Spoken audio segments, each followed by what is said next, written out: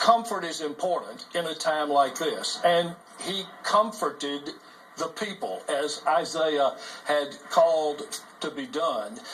But, Rachel, there is a difference between comfort and healing. And the comfort came tonight. What's between the lines has to do with the healing.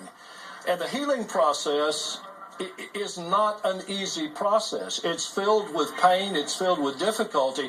You have to lance boils. You have to heal sores. You have to take medication that's difficult. You have patients that say, look, I don't want to do this anymore, but you have to do it. It takes discipline. And I think the president comforted, put his hand on the shoulder of these people and of the American people and said, I'll walk with you, but the comfort is the beginning of the process, not the end. He said, let's don't turn on each other, right, but we have to turn to each other. And when we turn to each other to talk honestly with each other, that's not easy. It's no easier today than it was before last Saturday. So I think what he did tonight was the right thing, and it's still open for more discussion.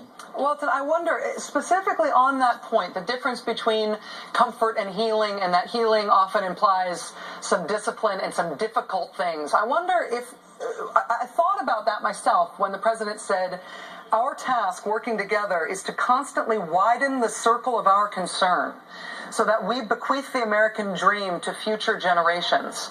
Widening the circle of concern. Can you tell me your interpretation of that idea? I think arguably that may have been the one political thing that the president said tonight, and I think it's a pretty deep political statement.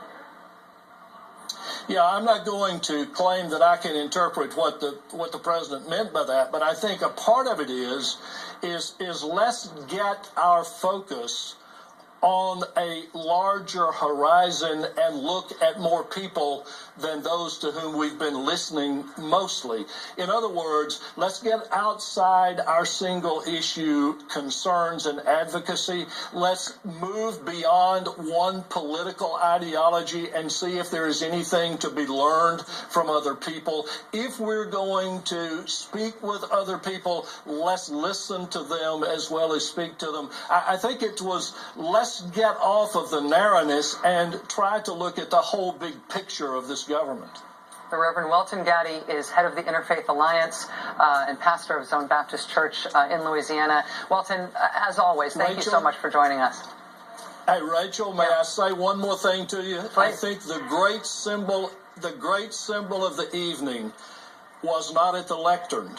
It was saying that Gabby opened her eyes. And what I thought was, given what she's been through, if she opened her eyes, maybe we can too. Reverend Welton Gaddy, as always, sir, thank you. You're welcome.